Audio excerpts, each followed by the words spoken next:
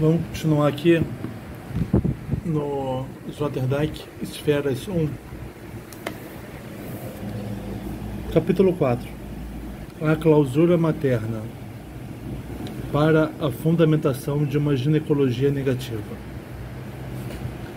A verdade não seria talvez uma mulher que tem razões para não deixar ver suas razões? Seu nome, para falarmos grego, não seria talvez Balbo?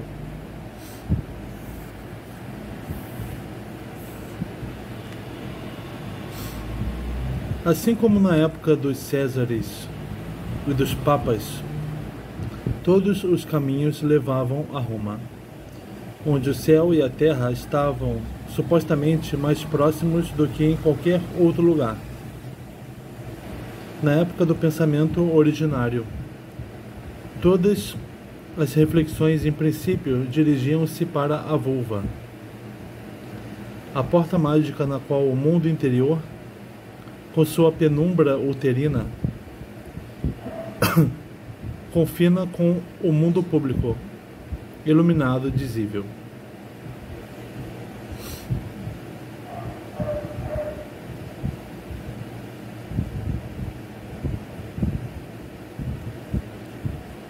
Está falando que todas as reflexões levavam para a vulva, essa porta mágica, para o interior de penumbra,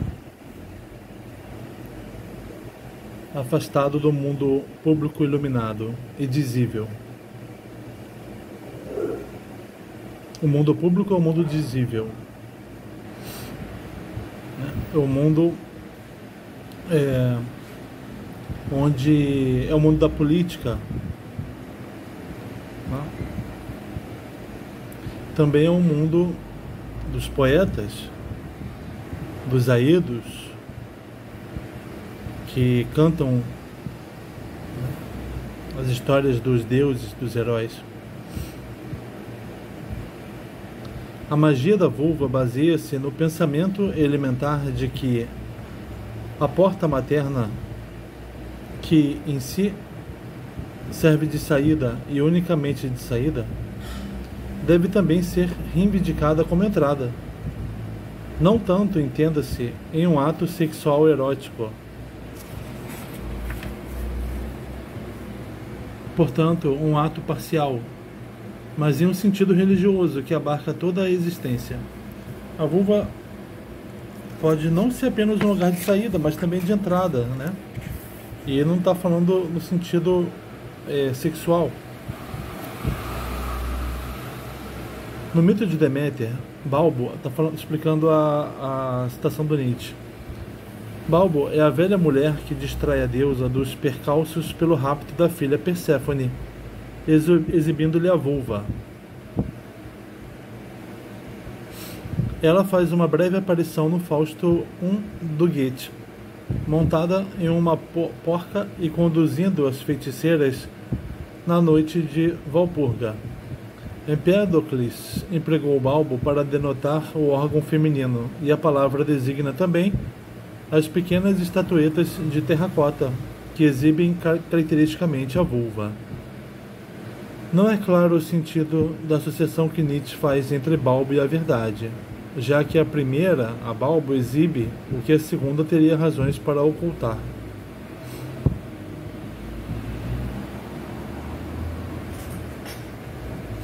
A verdade é uma mulher que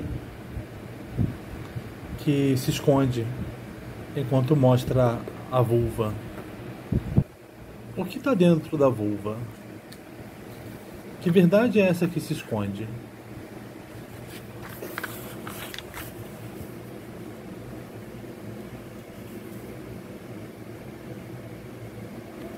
De fato, desde os cultos rupestres da era paleolítica, distinguem-se tendências a um tráfico de mão dupla diante e através do orifício feminino.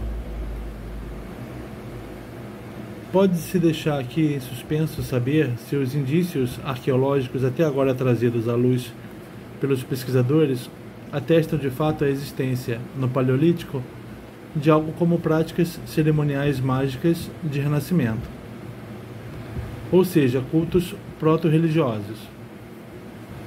Pode-se deixar em suspenso saber se os indícios arqueológicos atestam a existência, no Paleolítico, de práticas cerimoniais mágicas, cultos proto-religiosos. Mas é inegável que houve uma conjuntura histórica precisa em que o interesse religioso pela vulva se intensificou.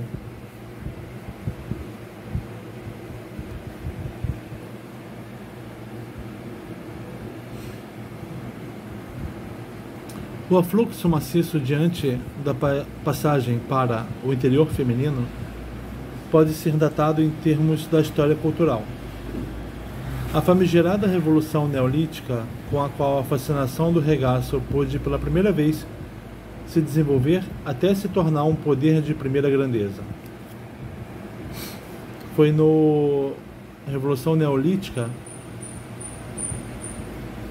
que começou a fascinação pela vulva.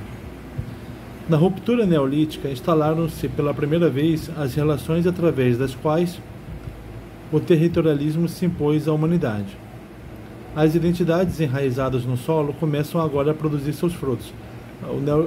A Revolução Neolítica é o momento em que o homem se assenta, deixa de ser nômade, começa a plantar.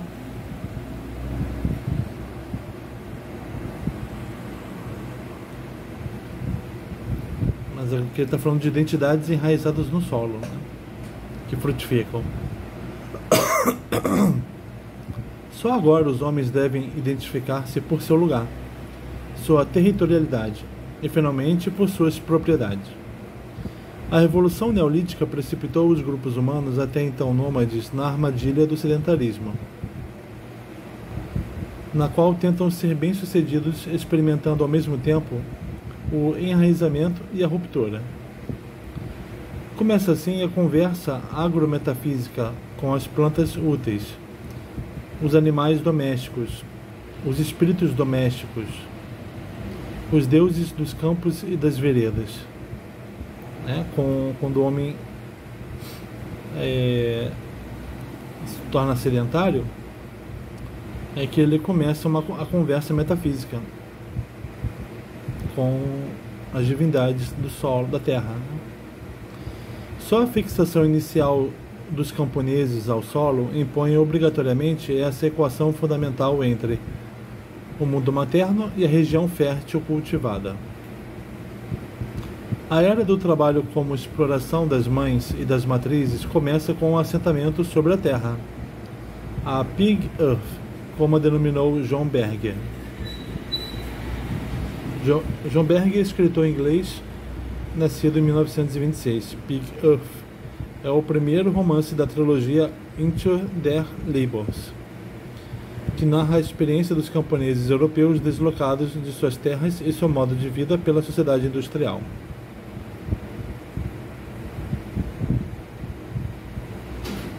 A era do trabalho como exploração das mães e das matrizes começa com o assentamento, que a partir daí deve prover cronicamente um excedente de produção, um excedente de nascimentos, um superávit de poder.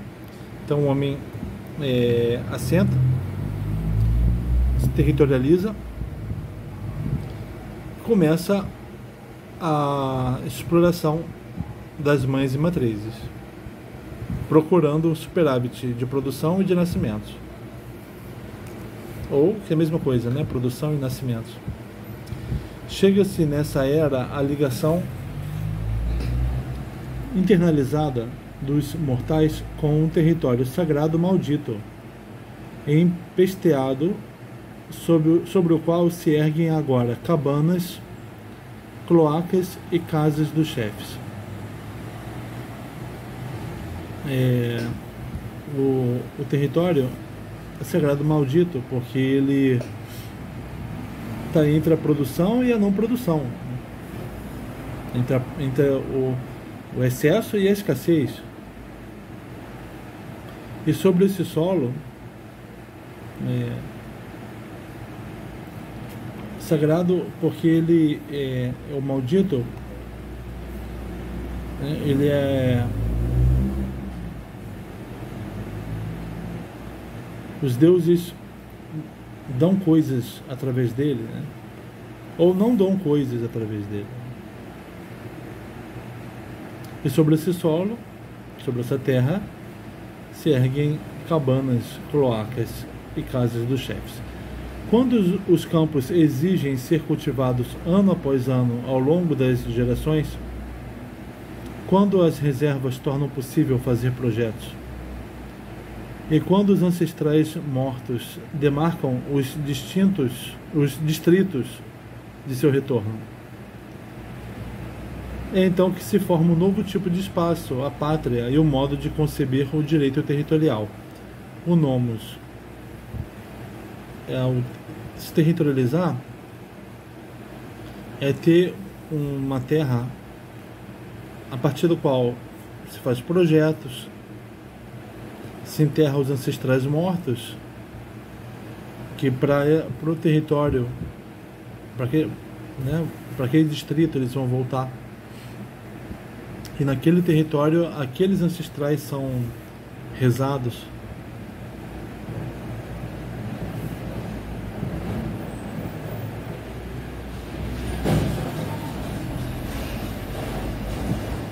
A equação neolítica entre a mãe e a terra cultivada fundou essa revolução conservadora de 10.000 anos, que forma o substrato das primeiras culturas sedentárias, dos estados arcaicos e das altas civilizações regionais.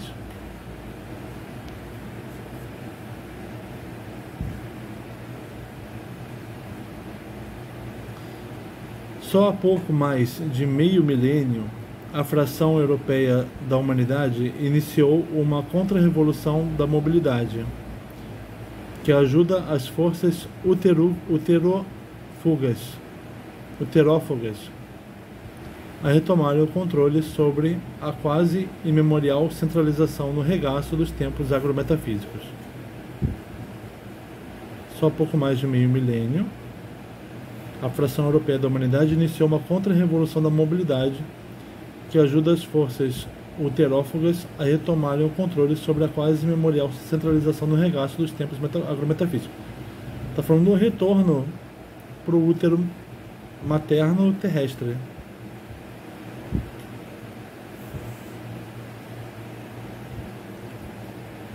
A dupla obsessão pelo solo e pela obrigação de assegurar a descendência impeliram as gerações tornadas sedentárias para os braços das grandes mães possessivas.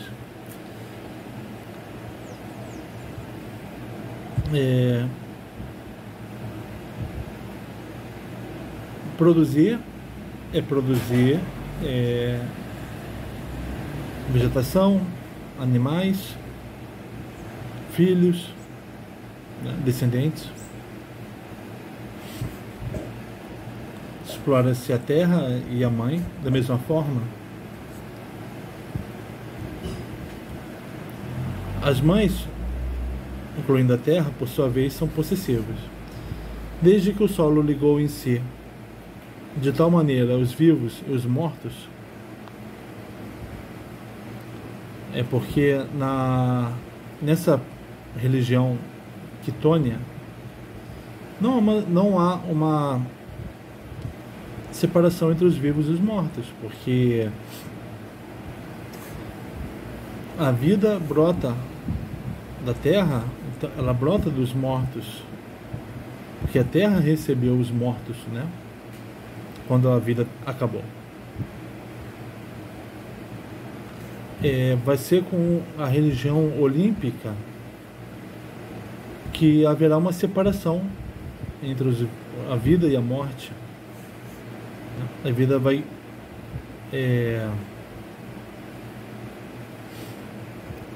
ser entendida como sendo banhada pela luz, enquanto o mundo sob a terra vai ser, por não ser banhado pela luz, por ser escuro, é o mundo da negação da vida.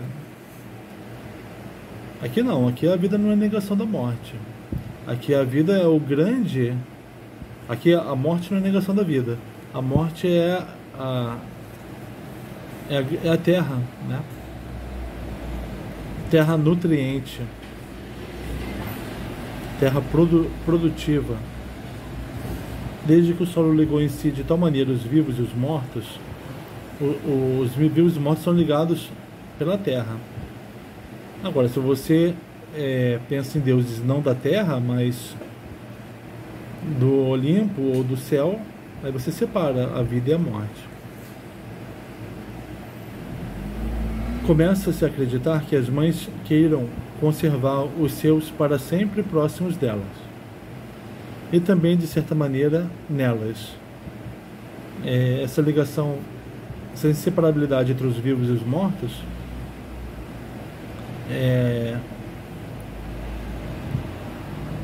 leva a acreditar que as mães, essas produtoras, gostariam, né, por serem possessivas, de conservar em si mesmas o seu produto.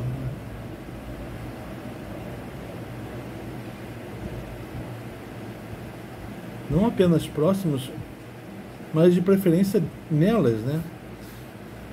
Dentro delas. Agora, o lar e o território, o regaço e o campo de cultivo tornam-se sinônimos. As populações sedentárias das primeiras aldeias e cidades impõem-se como uma primeira experiência do poder do destino, a necessidade de se identificar pelas marcas de sua origem.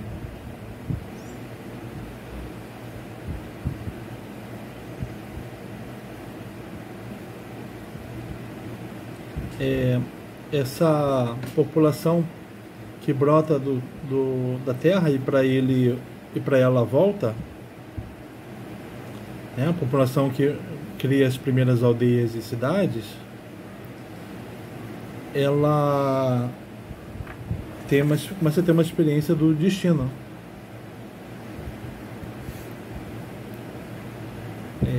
Destino ligado à origem. Destino não é como a vida é inseparável da morte. O destino não se separa da origem, né? Do solo do qual se brotou, se criou. De fato, antes que o Estado pensa num homem que nasceu no interior, num lugar ligado à terra, à roça. Ele fala: eu me criei em tal lugar. E você pensa que ele um dia voltará para lá. De fato, antes que o Estado se tornasse o destino significava o parentesco com os mortos territorializados.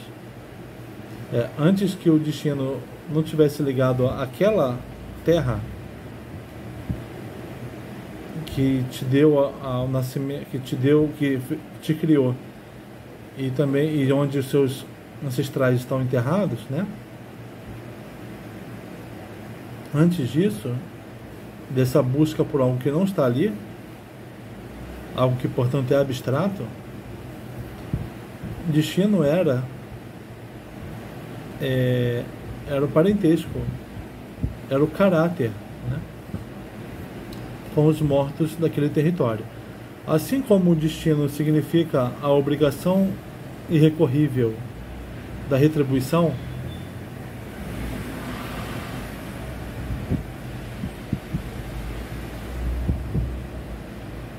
o parentesco significa a ligação regulada dos jovens com os anciãos e dos anciãos com os ancestrais fixados a seu solo. Destino, ele é obrigação de retribuir com a terra. Parentesco é ligação dos jovens com os anciãos, né, com os que vieram antes e que sabem mais, sabem das tradições, E esses anciãos estão ligados, por sua vez, aos ancestrais daquele território, né? Daquela terra.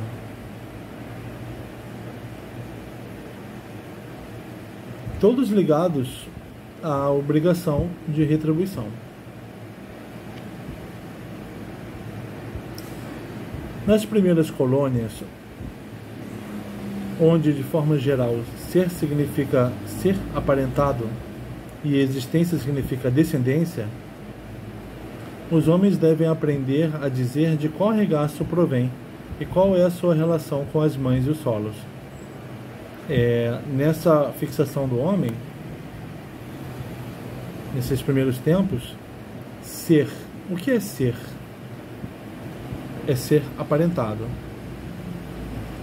Eu sou Aquiles, filho de Laertes. Minha existência é a minha descendência, né? Filho de Laertes,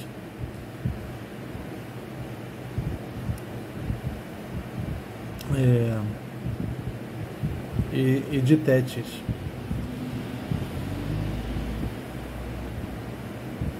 E também, ou eu sou Odisseu, filho de Peleu, e Odisseu de Ítaca. Essa é a minha descendência, e esse é o meu solo. Esta é a maior ruptura com as formas de pensamento do mundo antigo, desde a qual a religiosidade paleolítica do nascimento e da vida começou a mudar de polaridade rumo à religiosidade neolítica.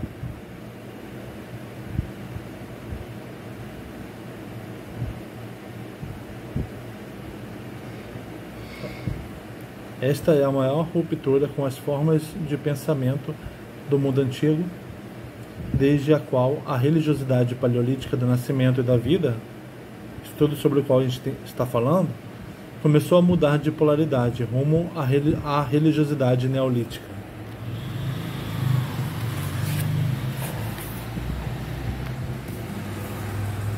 Já para metafisicamente tingida do poder e da morte.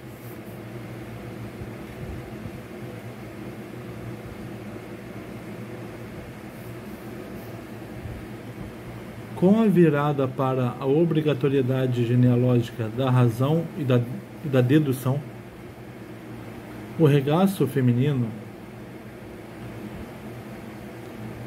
com seu portal e seu corredor, submete-se a uma mudança imprevisível de significação.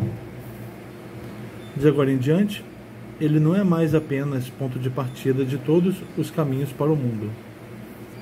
Torna-se também o término das grandes viagens de retorno, que devem ser empreendidas no interesse da agora urgente pesquisa dos ancestrais, da interrogação dos mortos e do renascimento, em suma, da autoidentificação.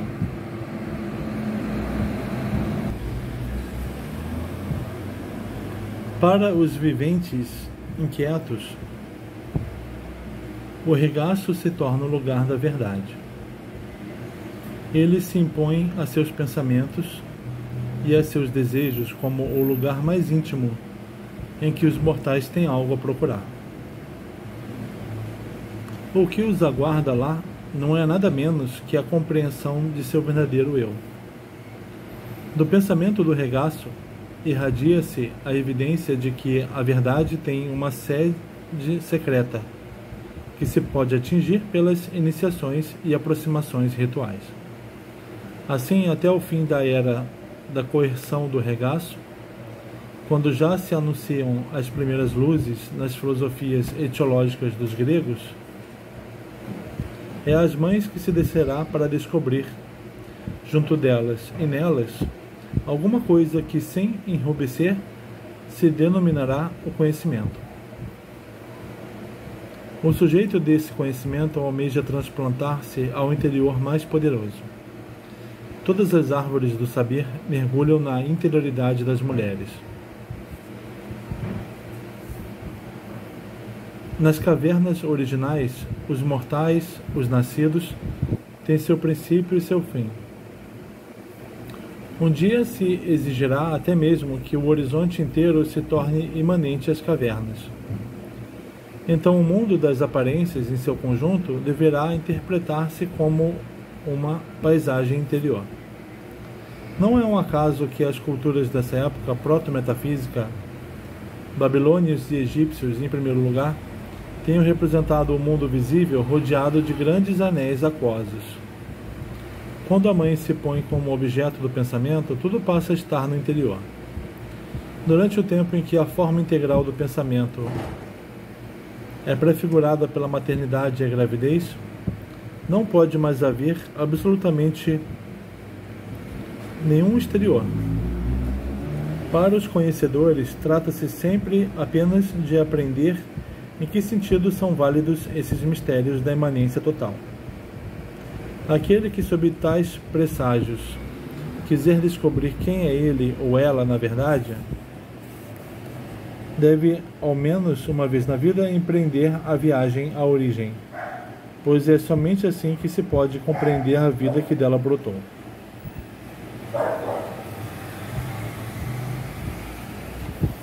Vamos dar uma parada.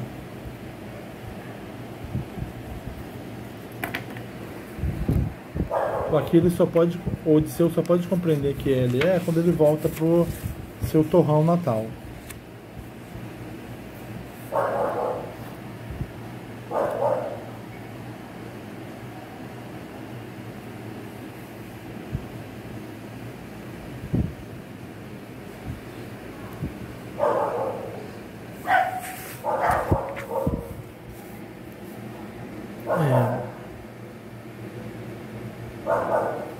Nesse estabelecimento do homem no território, desse entendimento da mãe como a terra produtora e por sua vez possessiva, a mãe é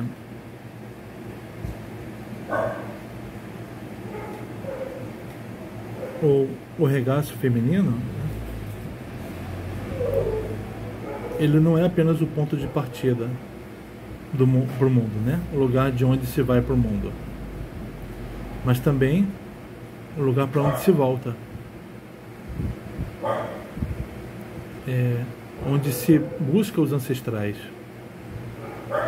busca saber quem sou eu, quais são os meus mortos, como quem sou eu. Em busca da verdade.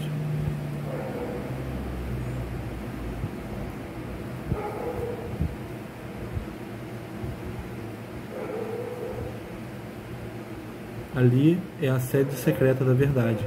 A metafísica, aqui tem uma proto-metafísica, porque há uma ideia de que a verdade está encoberta, não está descoberta. Mas por que ainda não metafísica? Porque está na vagina, está no interior da vagina, está no útero.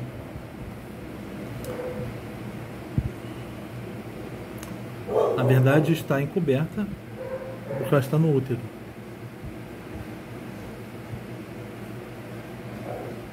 E sempre se busca aproximar-se dela, né, por iniciações e aproximações rituais.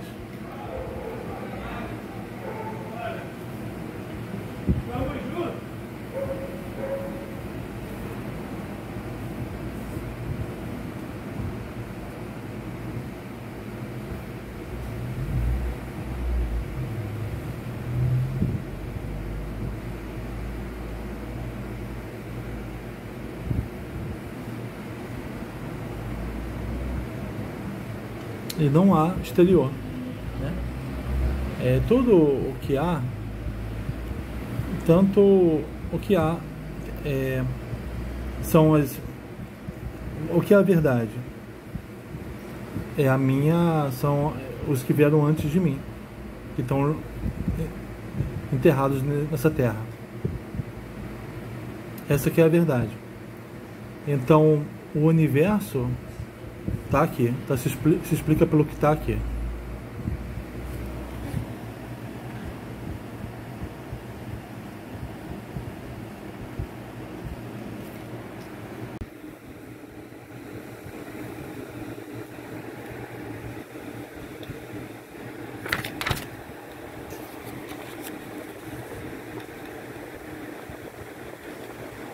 Tão logo o órgão feminino do nascimento deixa de significar apenas a saída, real ou imaginária, mas se torna também uma entrada pela qual deve passar a busca da identidade.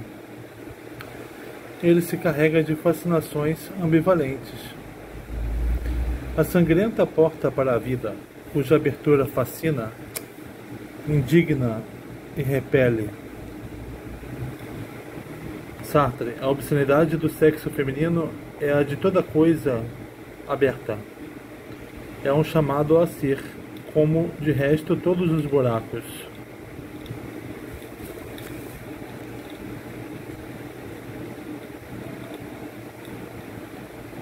Torna-se agora um acesso ao que subjaz e transcende o mundo. O que é subjacente ao mundo e transcende o mundo. Quando a porta feminina é aquilo pelo qual se sai para o mundo e aquilo para o qual se volta, na busca da identidade. O útero toma a feição de um além. A vulva se torna o portal assustadoramente convidativo que para lá conduz. Ela é, agora, o que Heidegger denomina o incontornável. No mundo mais antigo, ser racional era, sobretudo, reconhecer que aquele que atravessa o portal em direção ao interior deve separar-se da vida que levou até então, seja por uma morte simbólica, como a ritualizada nas iniciações, seja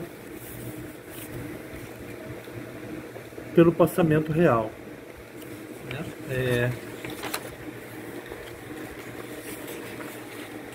A iniciação, atravessar o portal interior, pode ser a morte simbólica, né, ritual, ou a morte mesmo.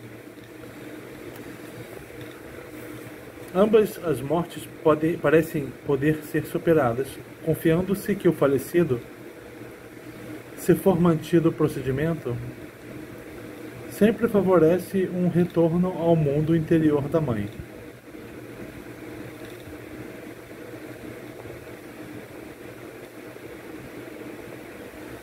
Todos os que buscam a verdade na era metafísica são, portanto, por sua própria motivação, seres que retornam ao regaço. Aí, já na era metafísica, porque quando o homem assenta e se torna sedentário, né, se sedentariza, ele passa pela pré-metafísica, que é a busca pela verdade de si mesmo, se aproximando da porta da mulher, né, do regaço. Agora, já na metafísica mesmo, quando a verdade é buscada além,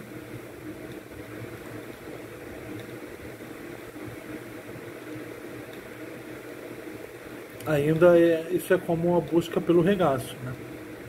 Estão em busca de algo que à primeira vista parece fora de alcance.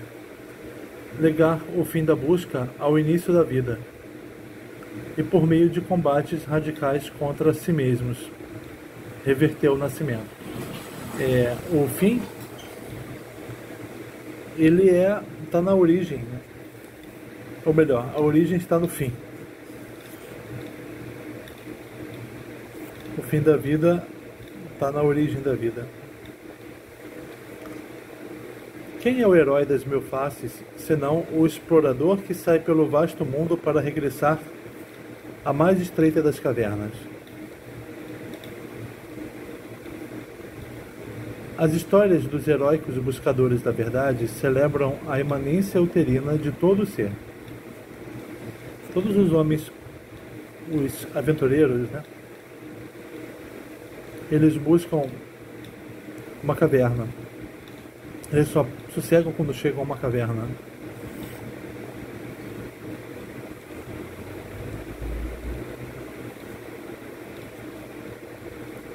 A sabedoria porque o ser é imanente ao útero, né? A sabedoria é o reconhecimento de que, mesmo o mundo aberto está cercado pela caverna de todas as cavernas.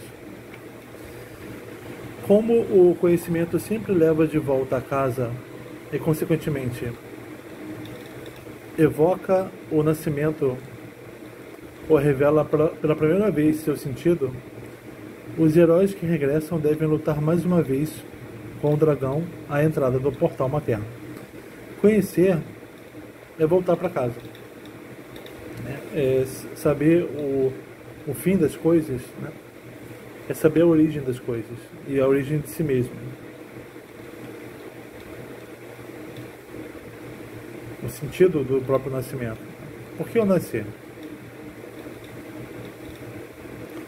Trata-se agora de travar a luta do nascimento na outra direção, né? Do retorno. Se houver sucesso, a busca da iluminação chega a seu fim pela compreensão da vida antes da vida. O que há? Qual é a vida antes de eu ter vindo à luz? Que vida há nesse mundo escuro e além, e ao mesmo tempo uterino? A vida antes da vida e da morte pré-natal, trazendo naturalmente o completo obscurecimento. A verdade está buscada num lugar escuro, né? E não num lugar iluminado, porque nesse lugar obscuro há vida.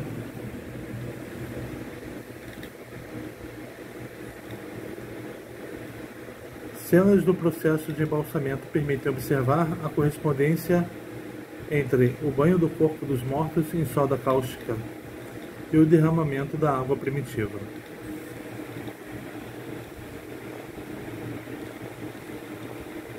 Fachada em gablete da caverna de Loma Rishi, na Índia, século III a.C. Entrada da caverna em forma de vulva.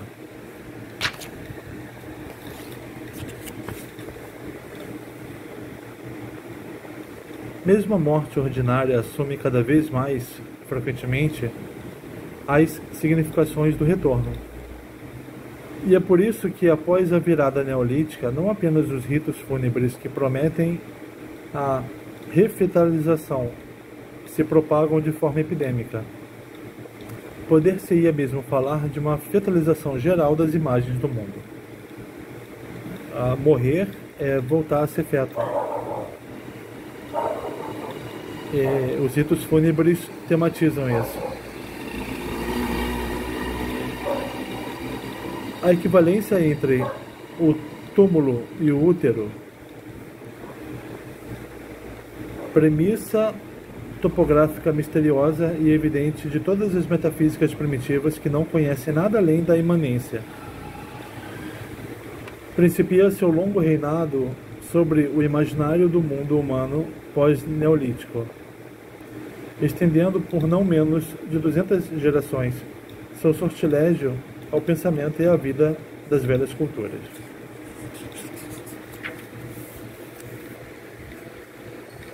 Só as antigas metafísicas da luz e do céu quebraram o monopólio uterino do pensamento sobre a origem, ao reconhecer no masculino como transcendente uma parcela da função originária. Enquanto se está na imanência, enquanto a verdade é imanente, enquanto o ser é imanente, ele é feminino. O lugar onde ele está é feminino, uterino, guardado por uma entrada estreita, né, e misteriosa. Agora, quando a verdade ou o fundamento do ser é transcendente, aí ele passa e coincide com o masculino. A partir daí, o grande retorno também assume traços de uma nostalgia da mansão divina paterna. Agora, retornar para esse Deus transcendente voltar para uma mansão. Durante milênios, o cristianismo cultivou a atração da ideia do regaço paterno, mas não se pode falar, antes do início da recente modernidade europeia, que um número apreciável de seres humanos tenha rompido com as formas de vida e de pensamento que, direta ou indiretamente, continuavam a aportar a magia de sucção das ontologias da imanência materna.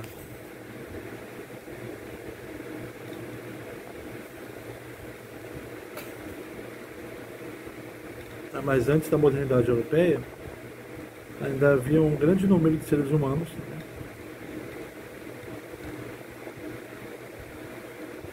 que não romperam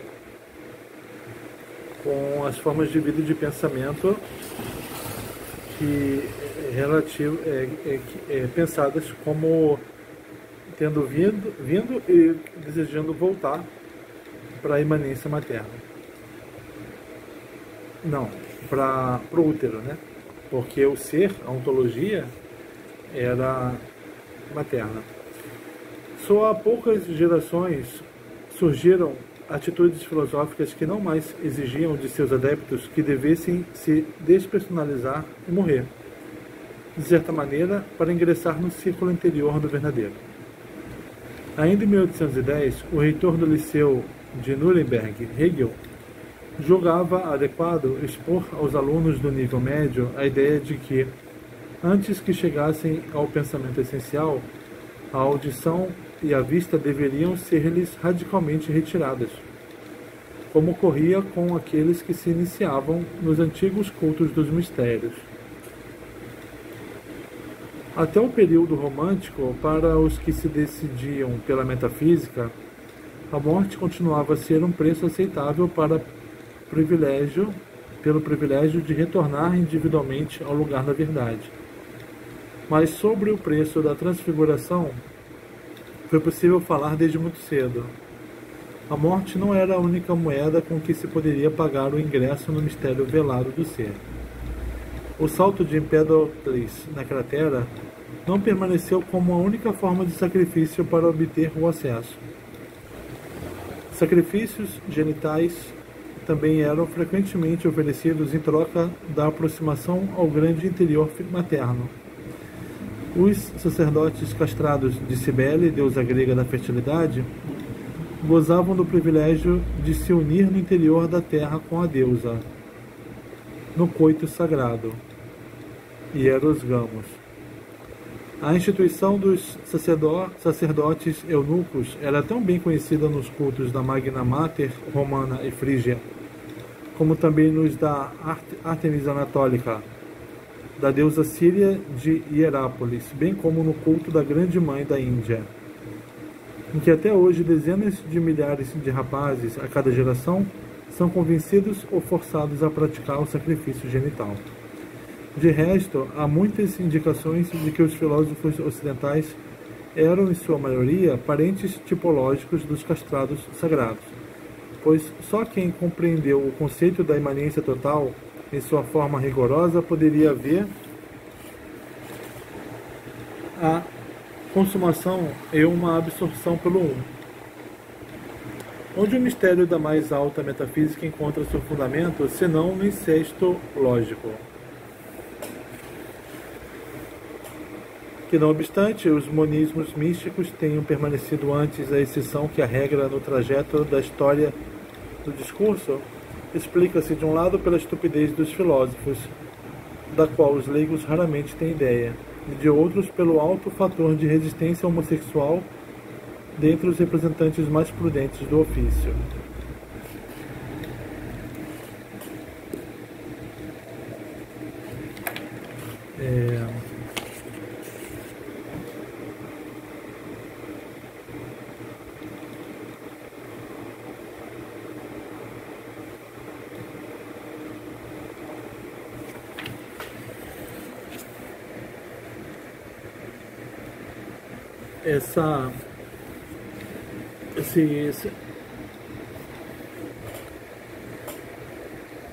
Esse pensamento sobre a origem,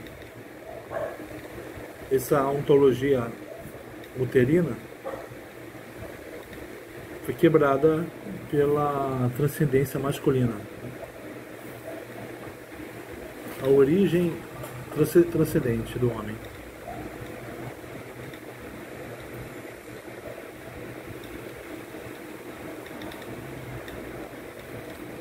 Mas permaneceu ainda a ontologia materna por muito tempo ainda, né?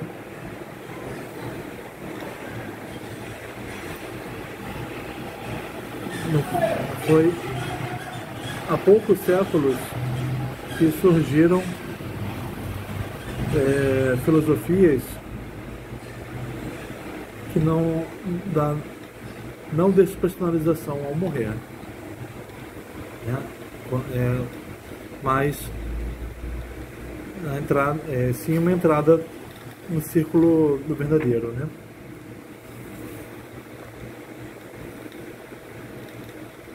Hegel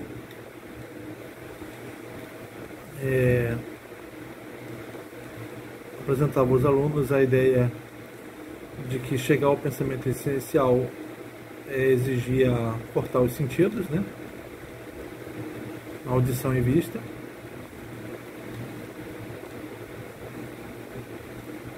Ou até a morte para se chegar ao lugar da verdade.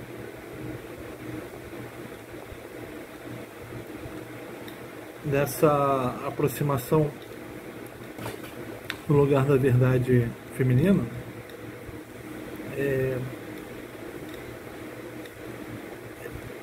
se deixava esse lugar ser guardado apenas por eunucos, né? São os homens que não penetram, são guardiões da porta, são sacerdotes castrados.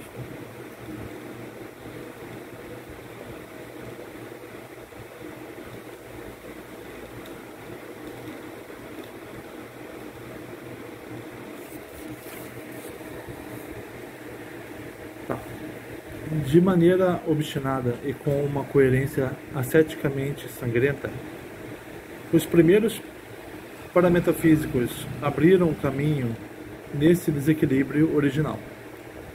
Ter nascido e, apesar disso, querer chegar à verdade. Nascer é abandonar o espaço da verdade, né? Mas o que se quer é voltar. Sobre o tema Atingir a Verdade, ver o capítulo 8 desse livro. Ter nascido e, apesar disso, querer chegar à verdade. Nas condições próprias do ser humano, isso só pode fracassar, a menos que se encontre um meio de revogar o nascimento e invalidar a individuação. Como, senão pela autodissolução, a criança já nascida poderia recuperar o ponto de vista da que ainda está por nascer? Essa criança que está no lugar da verdade, mas não tem sentidos, e quando nasce parece esquecer tudo o que havia lá dentro. Se é que havia alguma coisa.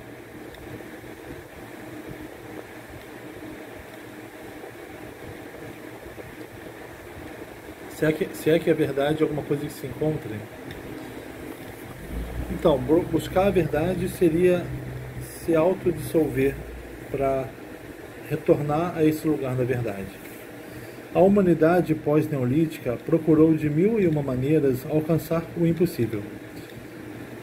Seja o que for que ela pudesse ganhar ou perder com isso, essa tentativa sempre se apoiou na mesma mescla paradoxal de um avanço e um retorno. O que fica evidente em todos os casos é apenas que o retorno ao interior da mãe constitui um mistério que se abre sobre os mistérios do mundo antigo. Que se pode passar ao largo dessa questão, especialmente sob o pretexto de oferecer uma história cultural do feminino. É o que descobre o leitor que tenta aprender alguma coisa sobre temas como nascimento, feto, iniciação, placenta, retorno, busca, separação, vulva. Na mais irritante que útil, Women Encyclopedia of Myths and Secrets.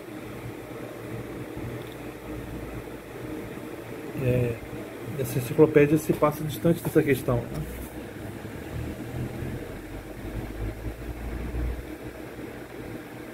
Questão do interior da mãe como o maior mistério. Por isso, a morte deve se tornar necessariamente o caminho ideal do conhecimento, supondo-se que se chegue a descobrir uma maneira de morrer que possa ser experienciada, não como aniquilação, mas como retorno. Sem revitalização, não há como adentrar a substância. Lá onde as grandes mães ainda capturam para si o pensamento, a guerra civil entre a razão filosófica e o entendimento comum. Portanto, o acontecimento cognitivo fundamental da alta civilização ainda não principiou seriamente. Na vigência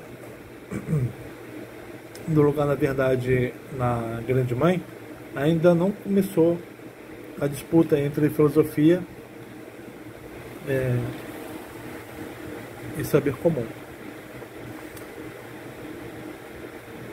Durante milhares de anos, o sábio e o leigo observam com os mesmos olhos fascinados o regaço das mães envolventes. Nas antigas, o sábio e o leigo, eles não se opõem, só vão se opor posteriormente na alta civilização, quando se separa a filosofia do entendimento comum. A verdade está além. Agora, quando a verdade é imanente, tanto o sábio e o leigo, eles estão próximos, porque eles ambos nasceram dali e querem poder voltar sem morrerem. Nas antigas urnas fúnebres uteriformes dos gregos, os pitoi, que mais tarde se tornaram importantes entre urnas fúnebres uteriformes, que mais tarde se tornaram importantes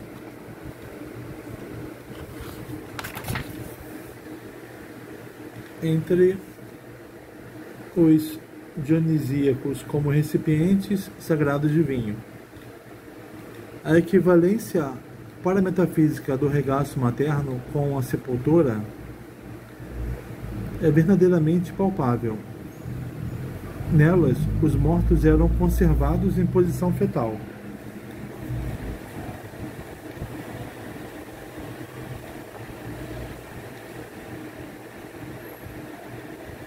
Os mortos, colocados em posição fetal, como se estivessem ainda para nascer. A prática tivessem voltado à posição antes de nascer. A prática de sepultar os mortos em vasos uteriformes é de origem pré-grega. Frequentemente é atestada nos cultos egéicos da Idade do Bronze e parece ter sua origem na Ásia Menor. Práticas análogas na América do Sul permitem supor que foram motivadas por formas semelhantes de pensamento elementar na América do Sul.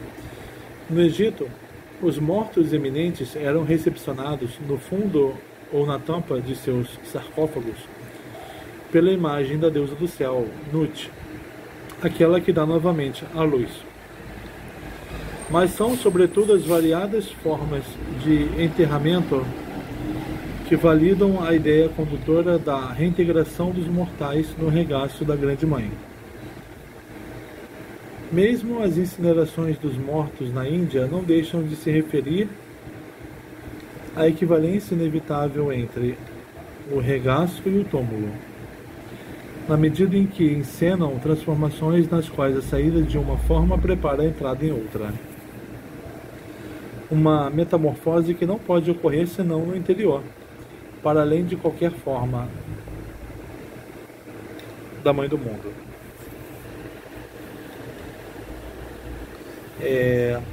Se coloca o corpo numa urna funerária em posição fetal e se o incinera. Essa metamorfose ocorre no túmulo, no regaço, o túmulo em forma de útero, né? Então no regaço materno.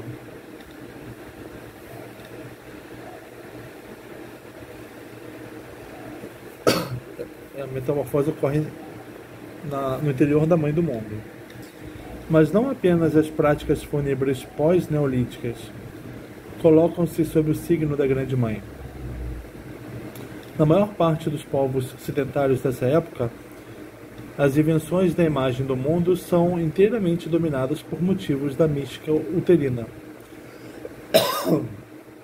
Seus símbolos predominantes são a terra e a casa, o campo e o bastão de plantio, o nascimento e a semente, a colheita e o mundo inferior, o mar e a embarcação, a caverna e o ovo. Esse mundo de imagens está detalhadamente desenvolvido no livro de Eric Newman, A Grande Mãe, uma fenomenologia das formas femininas do inconsciente. É uma obra que, pela riqueza de seu material, compensa o fato de que repousa sobre conceitos absurdos da história da consciência e sobre premissas totalmente errôneas acerca da história das civilizações.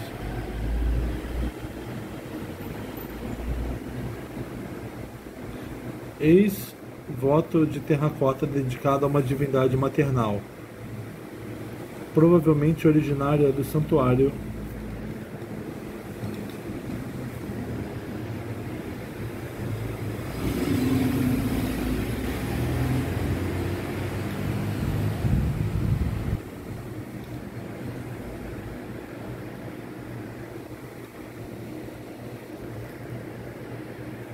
de Veige, no sul da Itália.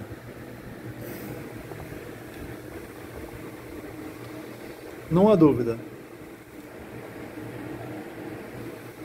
Em nossa expedição fenomenológica, através da série de formas esféricas bipolares da proximidade e da intimidade, atingimos agora a soleira de um centro de gravitação e de gravidez mais estreito. Daqui em diante, estamos então na soleira, né? Na porta. Daqui em diante, intimidade significa a proximidade da barreira que separa o interior da mãe do mundo público. Então, intimidade é estar na porta, na barreira para o interior da mãe, saindo do mundo público. Se o olho se defronta com a entrada do útero, pense-se, por exemplo, nas esculturas hinduístas na entrada das cavernas, que tem seu modelo na vulva de Ione, então a investigação do campo da intimidade entra em sua fase crítica. Você está na porta da caverna e tenta olhar lá para dentro, você não vai estar vendo nada, né? Nela se decide se sujeito e objeto se separam um do outro, no sentido da relação de conhecimento clássica, né? Sujeito e objeto. Ou se o sujeito entra no objeto de tal modo que este último perde seu caráter de objeto e até mesmo seu estar aí, sua capacidade de pôr-se frente aos olhos. Entrar na caverna é perder o objeto. Porque você entrou nele. O objeto não há mais algo diante dos seus olhos.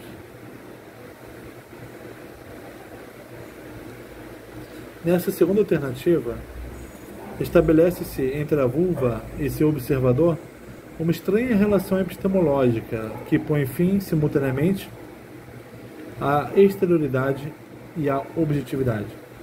Não há mais exterior, porque se percebe que o que existe veio dali, da caverna, e não há objetividade, porque você vai entrar no objeto e ele vai deixar de existir.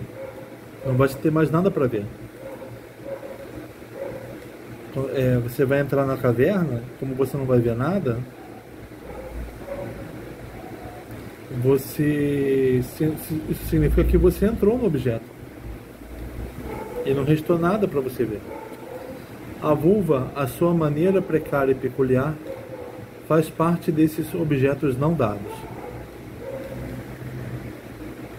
Thomas Marshall denominou-os objetos, dos quais trataremos diretamente logo mais e de maneira indireta em todos os capítulos seguintes. À vista deles, porque como é que você vai ver o não objeto? O observador pode ser absorvido ou deslocado, até o ponto em que não tem mais nada objetivamente presente diante de si. Você para na porta da caverna, não vê nada além da porta, porque o objeto vai te absorver ou vai te deslocar, já te deslocou da posição de observador, porque não há mais objeto. Ele vê a coisa da fêmea apenas durante o tempo em que permanece diante dela como observador frontal. Mas, se escolhesse essa permanência como sua atitude final, ele não seria mais um investigador no sentido da busca para a metafísica do acesso ao profundo, mas um observador, um voyeur, um neutralista, um cientista. Ele não ia entrar. Por exemplo, um ginecologista que, sem se deixar impressionar por nenhuma metáfora efetiva do retorno a si mesmo, dedica-se ao estudo do sistema sexual feminino. Para o ginecologista, aquilo é tranquilo,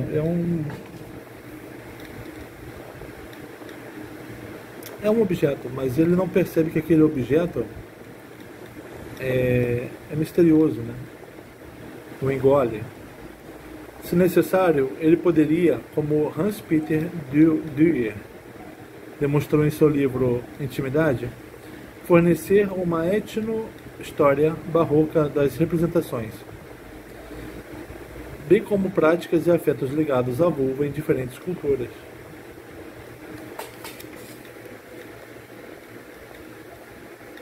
Nut, deusa egípcia do céu.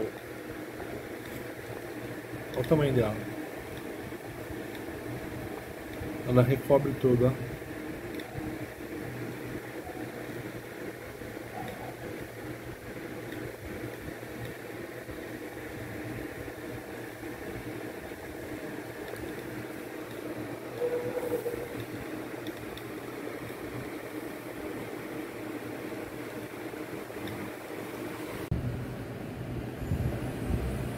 Nessas atitudes cognitivas relativamente recentes, é possível tratar a vulva em sua condição de objeto anatômico ou etnográfico de forma descritiva ou operativa, sem que entrem em jogo os derivados motivacionais dos comportamentos pós-neolíticos de atração e impulsão à entrada da caverna. Pode-se tratar a vulva como um objeto, científico, né? E não conforme a experiência pós-neolítica, né, de atração e impulsão à entrada. A ginecologia positiva é essencialmente um produto da zoologia aristotélica e de seu prolongamento na biologia europeia recente. Distingue-se da antiga tradição da sabedoria pelo fato de que ela pode se manter imune à sucção.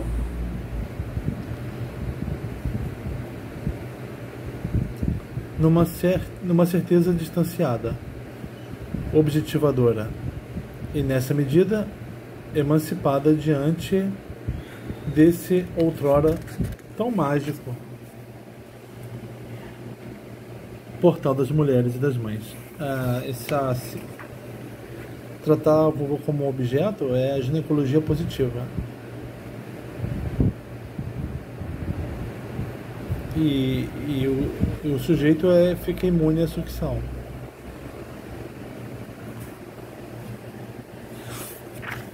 E distante do mágico outrora.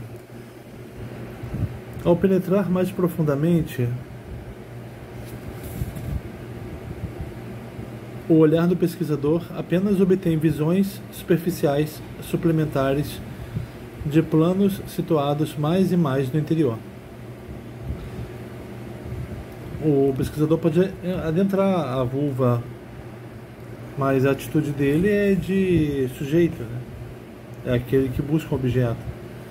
A uteroscopia é simplesmente a continuação da vulvoscopia por meios técnicos. A imagem do órgão obtida com essa óptica poderia ser denominada vulvograma. E quando esta é produzida de forma tecnicamente impecável pelos procedimentos disponíveis de geração de imagens, o observador não tem em nenhum momento razão para alimentar dúvidas sobre a acuidade de sua faculdade visual. A visibilidade da vulva, então, diante desse objeto, cada vez buscado mais longe, o que ele não enxerga não é uma impossibilidade de ver, é por um degrau ainda não alcançado da ciência, pela ciência. Não se trata a vulva como um não ver mais, porque não há mais o que ver. A visibilidade da vulva como coisa à nossa frente garante que o observador não seja absorvido pelo objeto. Ver significa aqui, de acordo com os axiomas da episteme grega, ter, graças à correta distância em relação às coisas, a tranquila liberdade de conhecê-las, através delas mesmas, de um modo bem articulado. O observador não é absorvido pelo objeto, ele guarda em relação a ele uma distância que garante a liberdade dele. É muito diferente o caso da antiga devoção para a metafísica, diante da porta para o mundo interior da mãe.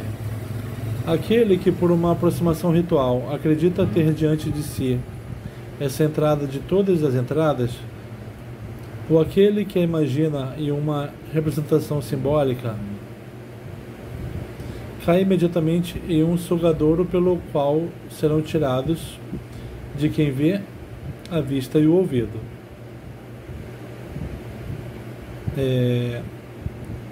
Numa aproximação ritualística e não científica, você está diante da entrada de todas as entradas, né? E mesmo que você entenda ou tome como uma representável simbolicamente, você é sugado, perde a vista e o ouvido.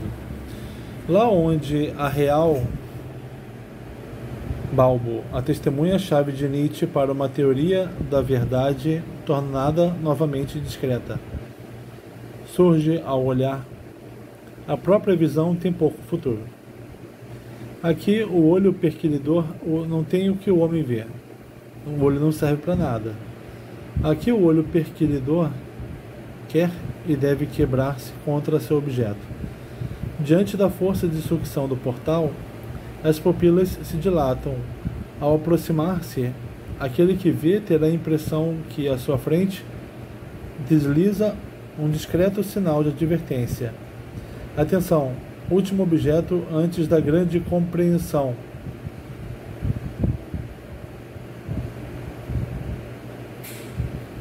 A última visão que se tem é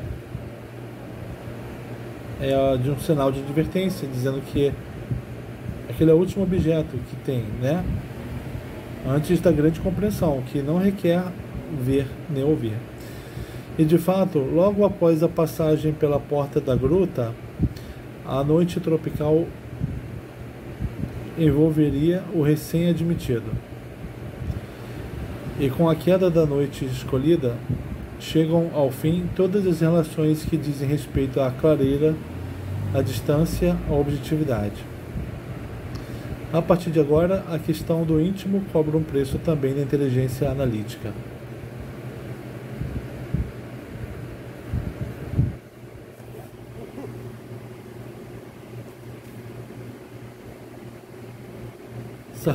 Sarcófago de Tutankhamon.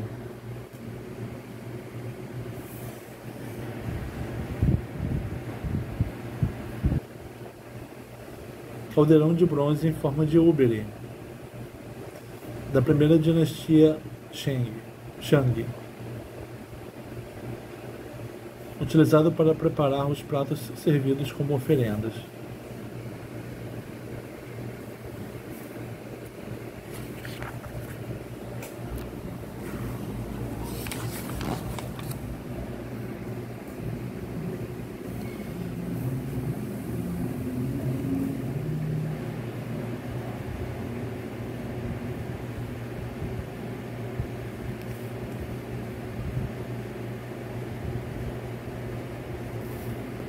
Calo, Cacon, o bom e o mal.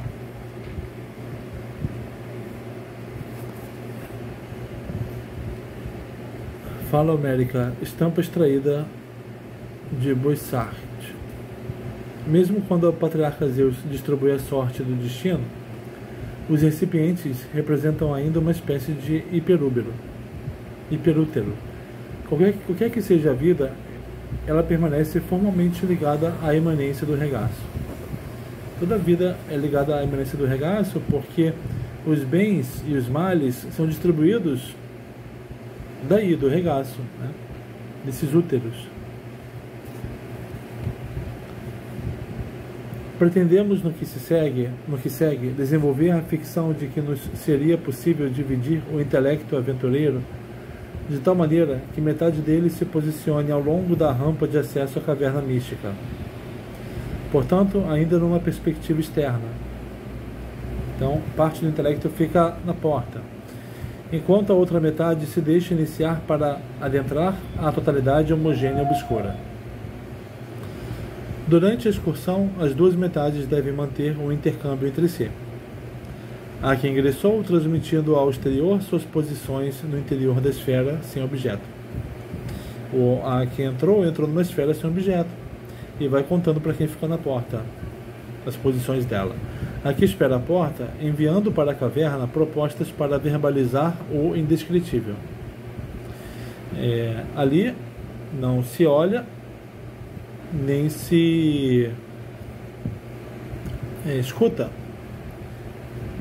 E quem está lá, sem usar os olhos, sem escutar nada do ambiente, ele escuta a parte do intelecto que ficou na porta, né?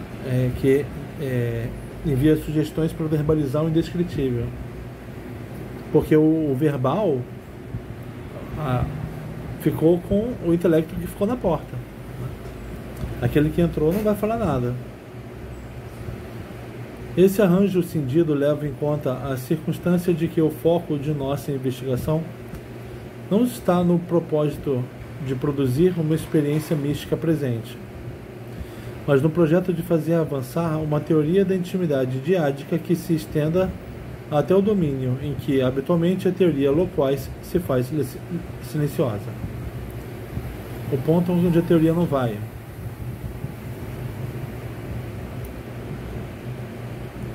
Esse já bem conhecido mutismo místico se explica aqui pelo fato de que, em consequência da fusão do observador com a esfera mais íntima,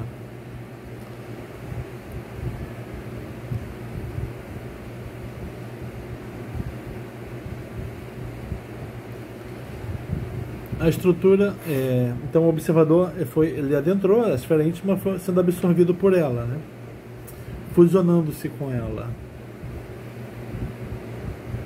E aí ele está mudo, né? O mutismo místico.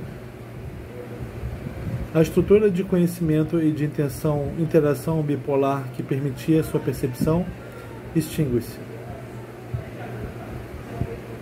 A relação sujeito-objeto não existe mais.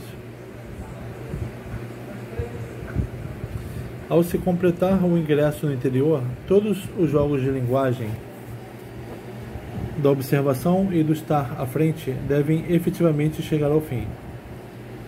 Uma teoria crítica do estar na caverna só será possível pela introdução de um terceiro.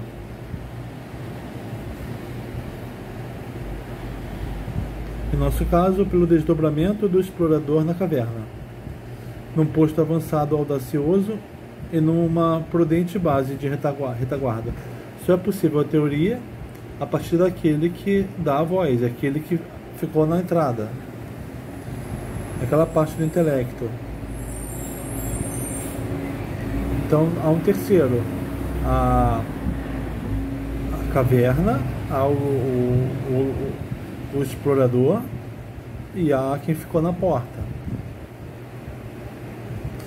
Isso leva à divisão do trabalho entre anseio e ceticismo.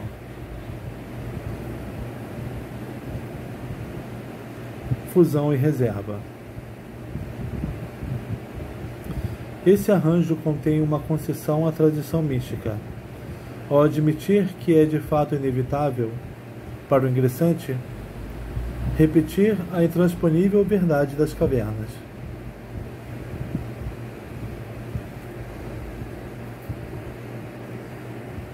Que aqui o um é tudo.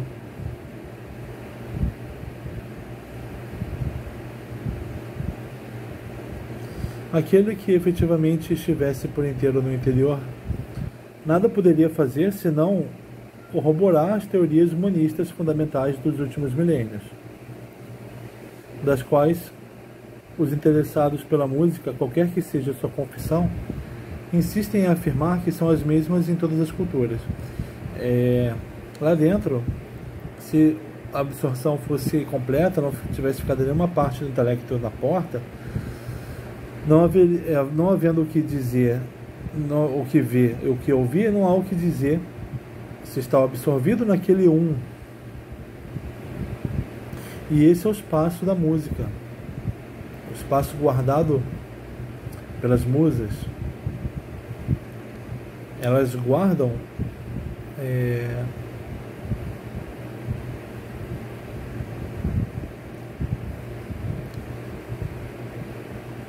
aquilo que é audizível. Em contrapartida, a parte observadora do intelecto postada à porta da caverna, aqui em seu papel de terceiro participante, mantém-se firme na posição de que, seja o que for que aconteça ao explorador místico na caverna, só pode se tratar sempre de momentos na díada. Aquele que está na porta sabe que quem entrou está participando da díada. Se o pioneiro no interior pretendesse testemunhar uma unidade sem dobras, poderíamos lembrá-lo, sem rodeios, do caráter constitutivamente biunitário de sua situação. Dessa maneira, é possível ao mesmo tempo respeitar e destronar a aparência mística unitária na qual está imersa a testemunha fusionada na caverna.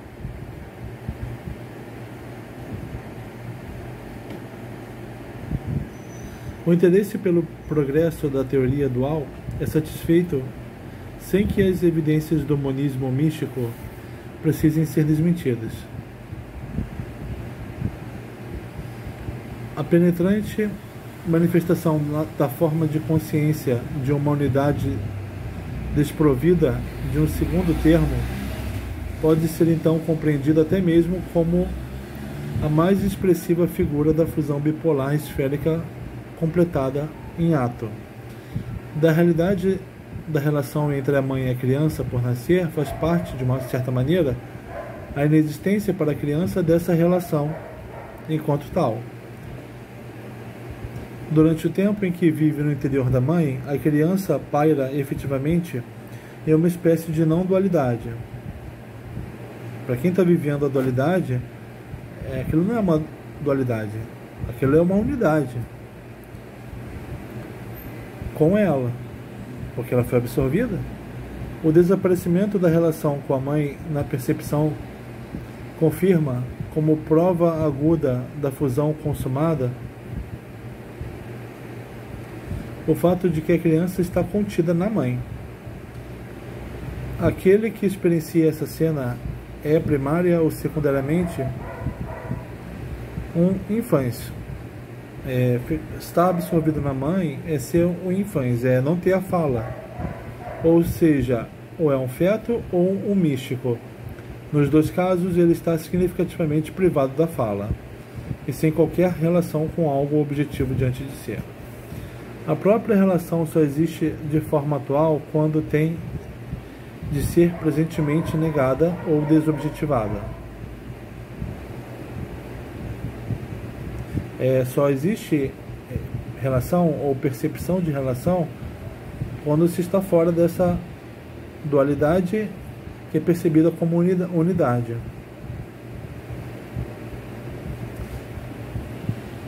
Então, quando a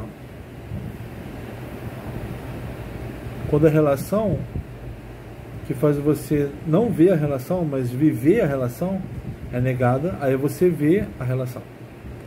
Faz parte da realidade dessa relação singular o fato de que, quando existe, ela justamente não existe como relação para aquele que está contido. Quando a relação existe, para aquele que está nela, ela não é a relação. Ela não existe. Para o feto, não existe nada diante de si com que pudesse se relacionar de maneira interpessoal ou interobjetiva. Por isso que a gente não lembra do útero, do qual nós fizemos parte. Porque para a gente não tinha útero. Era estar fundido. Nenhum elemento extra confirma seu real ser em.